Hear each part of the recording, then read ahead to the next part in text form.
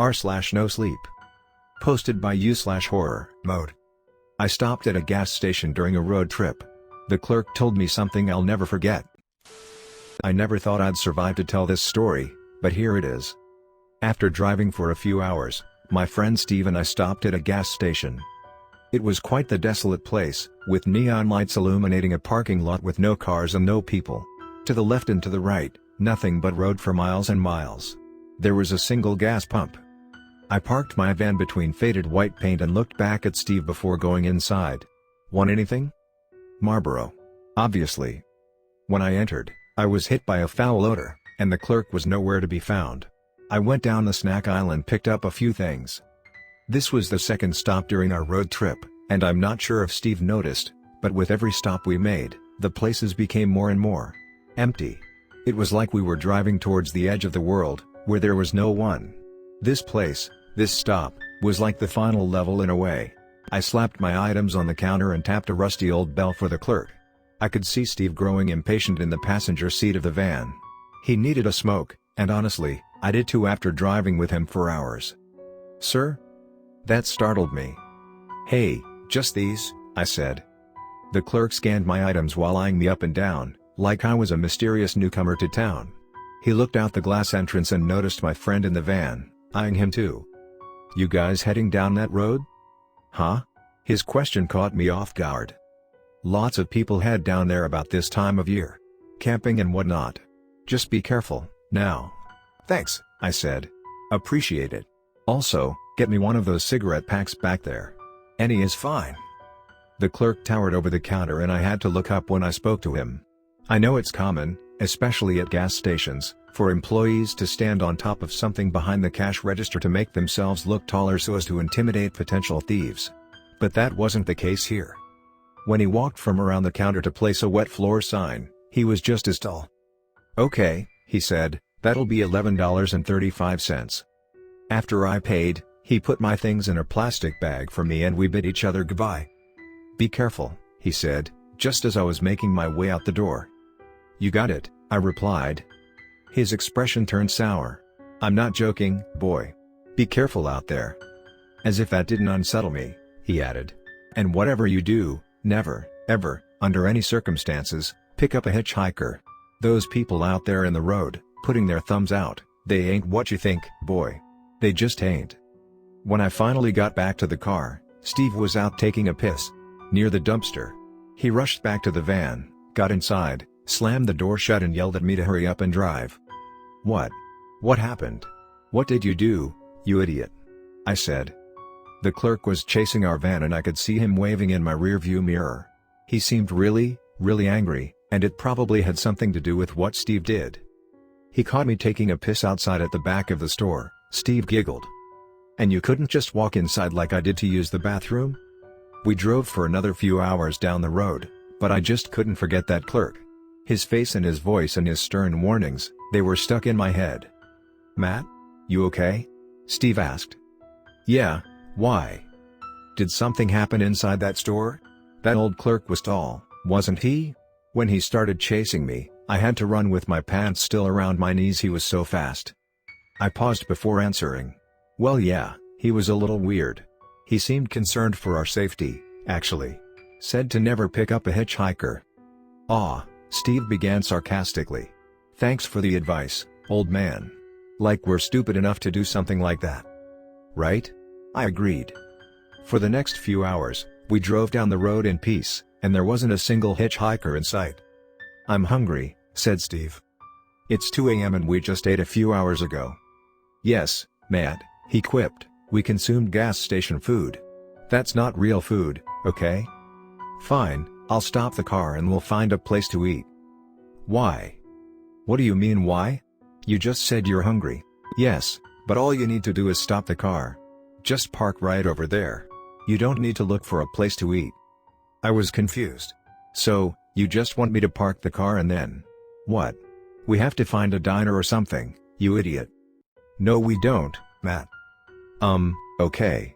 Then you're fine with eating the gas station food I bought, the one you literally just complained about? Because that's all that we have in this car." "What are you talking about, Matt?" he said. "There's plenty to eat in this car." My mind went back to the store clerk. The last time I saw him, when I was pulling out the gas station, he was waving his arms in the air. He looked afraid, for us. I doubt he was angry just because my idiot friend vandalized his walls with urine. No, that clerk looked utterly and sincerely afraid for me. I looked back to Steve, who was glaring at me. He put his fingers over his eyelids and slowly pulled his face off, like the mask that it was. That wasn't Steve. It grinned at me. Never pick up a hitchhiker. The second story of this video was posted by u/HorrorMode. There is an entity called the Adeep. Whatever you do, don't try to summon it. Michael. Yeah? Have you heard of the Adeep? And that's when it started. There was an air of skepticism in my response, as Larson had himself a track record of exaggerations and, sometimes, outright lies. I paused briefly. No. And I have a feeling you knew that, Larson. We were in my aunt's kitchen, Larson's mother. I shuffled downstairs around 9 in the morning, my nostrils taking in the smell of sizzling bacon and coffee beans turned liquid. Larson was already seated at the table reading some book. Horror, no doubt. I could feel his blank stare. Well, don't you want to ask me about it? He said. Sure, Larson, tell me all about him. He corrected me. And Flora slapped 2 yellow pancakes onto Larson's plate. Michael, how do you like your eggs, honey? Actually, I'll just have pancakes too, please, I replied. I waited for Larson to begin his story, but he was busy squeezing syrup and spreading butter on his breakfast, not waiting for it to cool down so that the butter wouldn't melt onto his plate. I'll tell you later, he finally replied to me, with his mouth full. I hated when he did that. No, not talking with his mouth full. Although I definitely hated that too.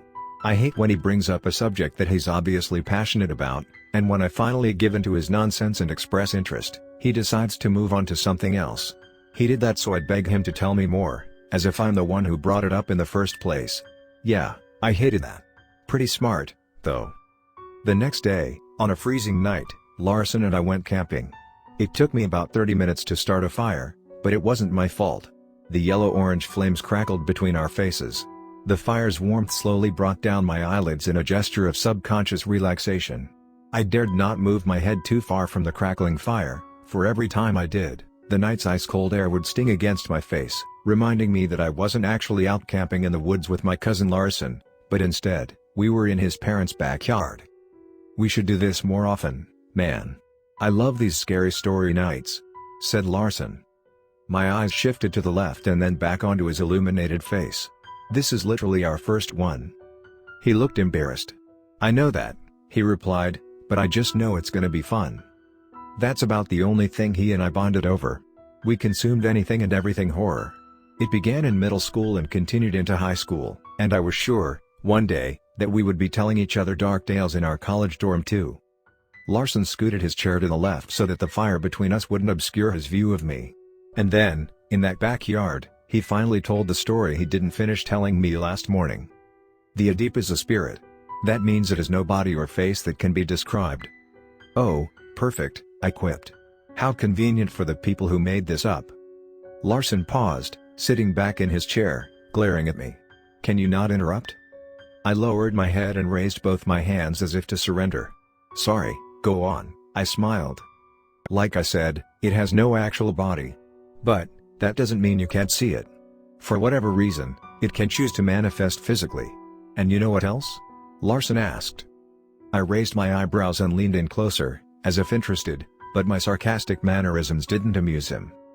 But Larson leaned in closer too, the fire brightening his face and reflecting within his eyes. It's said that the people who the Adeep had chosen to reveal itself to, died moments later. Sometimes mere hours later. They died when they saw his face, Michael. And how did they die? I asked, with a more serious tone. They killed themselves. So, let me get this straight, yeah? I began. I readjusted myself in the uncomfortable lawn chair he provided me and crossed one leg over the other. Just to bother him. You said earlier that no one has ever seen the Adeep, because it's a spirit, or whatever. But, it can sometimes manifest itself physically so that you can see it. And those people who the Adeep, for whatever sick reason, decided to reveal itself to, committed suicide later. For whatever reason. I'm assuming you mean to say that they were so terrified of what they saw that they couldn't take it anymore. Anyway, is that right? Everything I just said? Larson paused a moment before nodding his head, his brown medium-length hair jiggling. You don't see a problem with that, Larson? How do we know that these people saw its face? And how do we know that's the reason they killed themselves? Because, Michael, he sassed back at me. He leaned forward again, coming even closer. One of the victims gouged their eyeballs out, scooped them out of their sockets like vanilla ice cream. And another left a note behind, talking about how they couldn't unsee the face of the Adeep, and therefore decided that they didn't want to see anything at all. I paused before answering him. Why vanilla? And, okay, there's more than one problem with what you just said, but I'll let them go. But why gouge their eyes out when they were going to end their lives eventually? Did they really think they could continue living after that or something? Larson was irritated by these lawyer-esque questions. He simply wanted to tell a good old creepy story, after all. He wasn't having my nonsense. He made a deep sigh. Well, I don't know, Michael. But I do know that there's only one way to find out. So I guess you'll have to see for yourself. Oh. I see what you did there, I yelled excitedly. We shared a laugh at that under the night sky, and it lightened our mood. A week later, Larson and I found ourselves in his parents' backyard again. It was a warmer night. He told a few stories and so did I, and admittedly, his were better than mine. Scarier, that is. I scrolled through my iPhone. What about this one? Let me see, Larson said, his eyes looking up from his own phone. Nah, HorrorMode sucks. Their stories aren't that good. I looked down in shame, but took some relief in the fact that he had no idea it was my username, especially learning his opinion on my stories. So, how do you summon the Adeep, anyway? I asked suddenly. Larson smiled, as if he was waiting for the moment I would bring it up. He faced his iPhone down on his lap and gave me his full attention. Well, it's said. By who? I interrupted. Who says these things? I chuckled. Larson waited out my little rant, like waiting out a storm. You done, Michael? It's said that the way people summon the Adeep is by telling its story. It shows up to the person telling it, and to the one listening. But, it doesn't always show up, you know? Just like it doesn't always reveal itself physically to people. And thank God for that, right? I rolled my eyes. Right. Larson looked over at his swimming pool, whose vacuum sprayed the occasional whip of water like a spitting snake. I watched it too. And as my ears took in the gentle sound of the towering, dark trees as they danced at the breeze, I realized something. Wait, hold on, I began. You said that the way to summon the Adeep is by telling its story? That's one way to do it. It's been said. But isn't that what you just did? I interrupted him. Larson gazed into the fire, his body frozen. I smiled. And yet, it's not here, is it? I told you, Larson. It's nonsense. But he looked absolutely petrified. Larson? I said concerningly. He looked back up at me. Oh God, oh shit. Oh shit, oh God. Calm down, I said. You honestly believe you summoned the Adeep? Calm down, man. I want to go back inside, Michael. Okay, fine, go ahead. I'll be here, enjoying this fire. You know, the one that took me half an hour to start because you kept. You need to come inside too, Michael. This is no joke. My lips parted, and my mouth hung very slightly open. Are you serious? It's only 11 p.m. You really want to go back inside right now and waste another Saturday?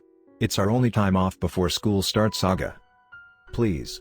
Yelled Larson. Right now, please. We headed back inside and went straight to sleep. For Larson's comprehensive knowledge about the Adeep, it was sure funny how he forgot the most important piece of information about it. But that was Larson for you, funny. Only he could, and would, make a mistake like that. He scared himself to sleep, but I, on the other hand, slept like a baby. I didn't believe any of it anyway. Until Aunt Flora, Larson's mom, called our home, crying to my mother. Her screams were so loud and so piercing that my mother had to move the phone away from her ear. It was even audible from upstairs, and for a moment it seemed like the phone would crack open. Aunt Flora's cries were so loud. I heard her tell my mother over the phone that Larson had hung himself. Hours later, after Aunt Flora spoke with the cops, my mother brought her over to her home. Flora spent the night kicking and screaming on our living room floor, her face as red as a tomato. My mother couldn't understand what Flora did next, but I could. She didn't know what it meant, but I did. Aunt Flora, while still crying on our living room carpet, made repeated gestures with her hands. She kept pointing to her eyes, but couldn't utter a single word over her own tears. My mother just shook her head in confusion and cried with her. But I knew what she meant. She was telling my mother that she caught Larson trying to do something to his eyes, days before he hung himself. But he was unsuccessful there, because the police never mentioned anything about his eyes. It makes me think that the reason he ended his life is because he was too afraid to take his own vision, to actually, physically do it. But he had to do something. Larson had to do something because he saw the Adeep. He had to do something just like the other victims had to do something about what they saw. Whether it be to blind themselves and then end their lives later, having realized the situation they put themselves in. Or, to knock on death's door immediately after. And now here I am, writing this. This has made a firm believer out of me, that's for sure. And I've lost much sleep since it all happened. But how could I sleep, anyway? How? Because Larson said that one way to summon the Adeep is by telling its story. And that's when it shows up. It shows up to the one who told it. And to the one who listened. Larson also said that it doesn't always show up. But, with him being gone and all, I'm not sure how much faith I have that it won't come for me next. So now I wait, lying awake at night and gazing at my bedroom ceiling, afraid of what happens next in this story. Afraid of what I might see.